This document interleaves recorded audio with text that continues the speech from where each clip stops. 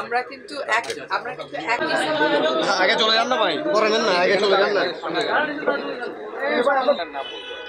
Plastic, polythene, তারপর cork sheet, মানে যেগুলো শপিং ব্যাগের বিরোধিতাটা আমাদের সময় শুরু হয়নি, এটা নিষিদ্ধ হয়েছে 2002 সালে।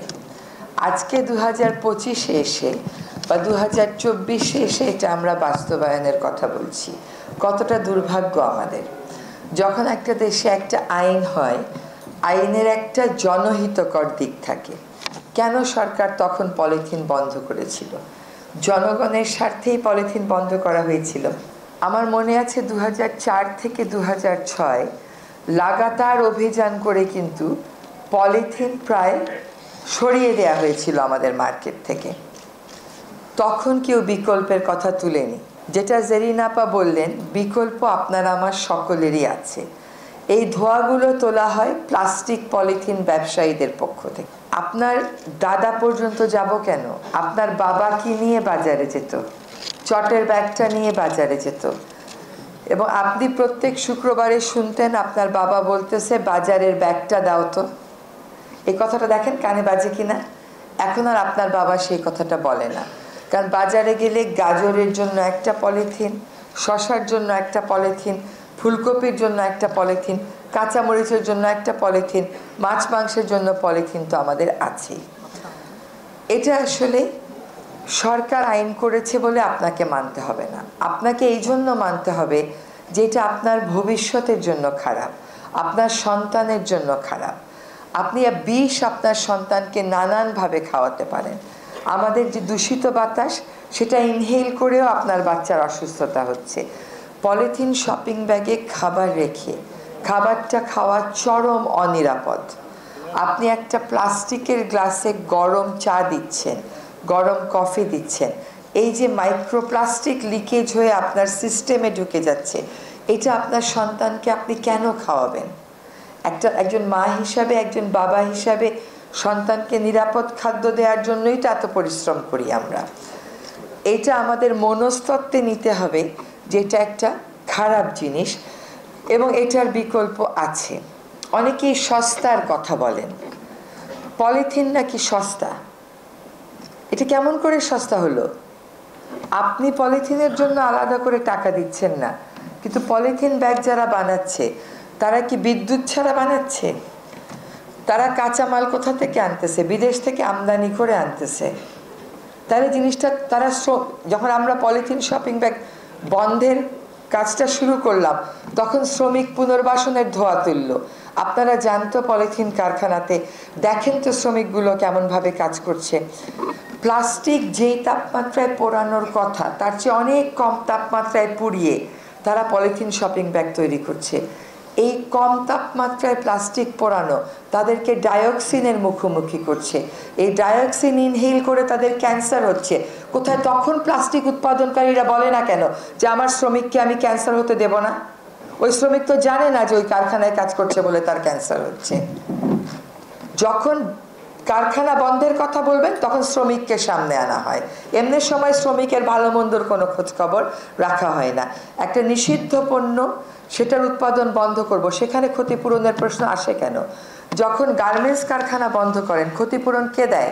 কে দেয় বলেন? মালিক দেয়। পলিথিনে আমি দেব কেন ক্ষতিপূরণ? মালিক দেবে ক্ষতিপূরণ। মালিক বাড়তি ক্ষতিপূরণ দেবে, কারণ তার শ্রমিককে সে অনিরাপদ কর্মস্থলে কাজ করিয়েছে। পলিথিন মোটেও সস্তা না। আপনাকে হয়তো আলাদা করে টাকা দিতে হয় না।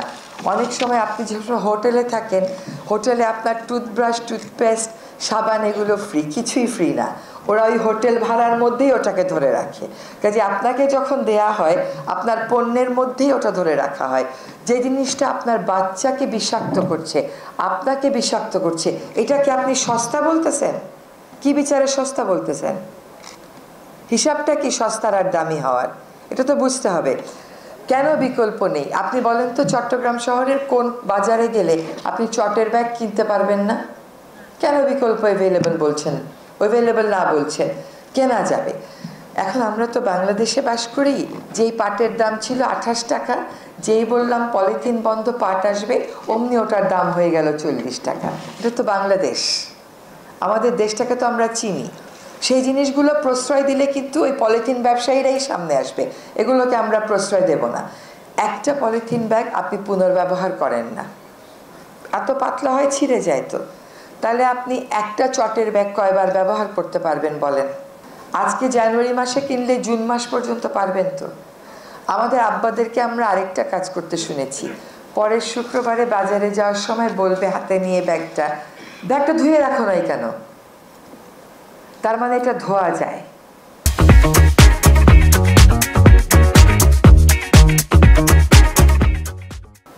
না ধুলে রাগারাগি হতো, বাসায় ধুয়ে রাখা হয়নি, হয়তো খেয়াল করা হয়নি।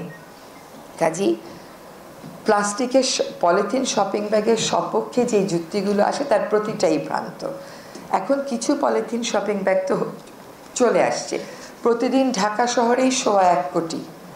এখন যদি আমি ঢাকা শহরের বুড়িগঙ্গা পরিষ্কার করতে যাই, আমাকে নতুন করে ড্রেজার আনতে হবে, গ্র্যাবার বলে, ওইগুলোর এক একটার দাম হচ্ছে 200 কোটি টাকা। তা নয়তো বুড়িগঙ্গার তলদেশ থেকে আমি পলিথিন তুলতে পারবো না। আপনি চট্টগ্রামে পারছেন না কেন কর্ণফুলী পরিষ্কার করতে? কারণ আপনি ওগুলো তুলতে পারতেছেন না। এত কিছুর পরেও যুক্তি দিবেন যে পলিথিন শপিং ব্যাগ সস্তা, এই যুক্তি ধোপে টেকে? কোনোভাবেই ধোপে টেকে না। আপনার বাসার পুরনো অনেক শাড়ি ফেলে দেন কেন? শাড়ি দিয়ে কয়টা ব্যাগ বানিয়ে ফেলেন, সেটার দায়িত্ব আপনি নিচ্ছেন না কেন? আপনি তো অনেক রকমের জিনিস নাস্তা বানান। এইখানেও কিন্তু আমি মেয়র মহোদয়কে বলবো, যুবকদেরকে সম্পৃক্ত করার সুযোগ রয়েছে। এই পুরনো শাড়িগুলো যদি একটা জায়গায় আপনি কালেক্ট করেন, আপনার এখানে যুব অধিদপ্তরে যারা আছে তাদেরকে দায়িত্ব দিতে পারেন, এগুলো দিয়ে তারা ব্যাগ বানাবে এবং সুন্দর দৃষ্টিনন্দন ব্যাগ সেগুলো দিয়ে বানানো হচ্ছে। আমরা ঢাকাতে শুরু করেছি সুপার শপিং মল দিয়ে। আমি বলতে পারবো যে ঢাকার 90% সুপার মল এখন আর পলিথিন দেয় না। একটা সুপার মল আছে, সে বারবার খালি বলবে সেপ্টেম্বরে পারবো না, ডিসেম্বরে পারবো না, মার্চে, সে সব পারে। সে কাউকে একটা অর্ডার দিয়ে ব্যাগ বানাইতে পারে না, কারণ সে যেগুলো কিনে ফেলছে ওইগুলো শেষ না হওয়া পর্যন্ত এই যুক্তি বারবার আমাদেরকে দিতেই থাকবে। এটা হবে না। সুপার শপিং মল দিয়ে শুরু করে, সেখানে আমরা যেটা করেছি, স্কুল কলেজের শিক্ষার্থীদেরকে একটা ট্রেনিং দিয়েছি। তারা সুপার শপিং মলে একটা টেবিল নিয়ে বসে থাকতো এবং সুপার শপিং মলগুলোও কিন্তু স্বপ্রণোদিত হয়ে এগিয়ে এসেছিল যে তারা এটা করবে। এখন কাঁচা বাজারগুলোতে, এখন তো দ্রোহ এবং বিদ্রোহের যুগে মনে হয় আমরা প্রবেশ করেছি, কিছু বললেই বিদ্রোহ, কিছু বললেই দ্রোহ। তো কাঁচা বাজারগুলোতেও ক্রমাগত আমরা যাচ্ছি এবং যে বলছি যে এইবার আমরা সতর্ক করে দিলাম, ওখানে আমরা 3টা ব্যাগ হাতে নিয়ে যাই। একটা হচ্ছে কাগজের ব্যাগ, যার ভিতরে মোমের প্রলেপ দেওয়া থাকে, মাছগুলো কেটে ওই প্রলেপের ব্যাগে দিয়ে দেয়। আরেকটা হচ্ছে কাপড়ের ব্যাগ, আরেকটা হচ্ছে চটের ব্যাগ। এই 3টা ব্যাগ নিয়ে আমরা যাচ্ছি এবং দেখাচ্ছি যে এই 3টাকেই আপনারা রাখবেন। এগুলো কিন্তু দেখানো আমাদের শেষ, এবার আমরা কড়া রাস্তায় যাব।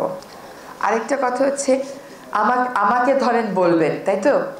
আচ্ছা, উনি ঘোষণা দিয়েছিলেন পলিথিন শপিং ব্যাগ বন্ধ করবেন, উনি বন্ধ করতে পারেন নাই, পারলাম না, আমি ব্যর্থতা নয় মেনে নেব। কিন্তু আপনি কি করবেন আপনার বাচ্চাকে নিয়ে সেটা আমাকে বলেন। আপনার বাচ্চার তো মায়ের দুধে প্লাস্টিক ঢুকে গেল, আপনার বাচ্চার তো মগজে প্লাস্টিক ঢুকে যাচ্ছে, রক্তে প্লাস্টিক ঢুকছে। আমার ব্যাপারে ফেসবুকে পোস্টিং দেওয়ার আগে তো জরুরি বসে চিন্তা করা যে আপনার পরবর্তী প্রজন্মকে বাঁচাতে আপনি কি করতেছেন। একজন উপদেষ্টার জন্য, একজন মন্ত্রীর জন্য ব্যর্থতা মেনে নেওয়া খুব জরুরি, খুব একটা কঠিন বিষয় না। কিন্তু আমাকে ব্যর্থ করে আপনি কি সফল হচ্ছেন, সেটাই হচ্ছে প্রশ্ন। আপনি আমার কাছে অভিযোগ করেন না পলিথিন তো বন্ধ হয় নাই, আপনি বন্ধ করেন আপনার ব্যবহার, তাহলেই পলিথিন বন্ধ হবে। আমরা প্রক্রিয়াটা শুরু করি। আজকে যে সমস্ত স্কুলের বাচ্চারা আছো, তোমরা প্রস্তুত হও, তোমাদেরকে নিয়ে কিন্তু আমরা এই কাজটা শুরু করে দেবো। হ্যাঁ, তো আমরা পাহাড় কাটা, পলিথিন এবং শব্দ দূষণ, এই 3টা নিয়ে আপনাদের সক্রিয় অংশগ্রহণ এবং সহযোগিতা চাই। বাকি যে সমস্ত হচ্ছে ইটভাটা, শিল্প দূষণ, এগুলো আমরা ক্রমান্বয়ে আমাদের কার্যক্রম শুরু করতে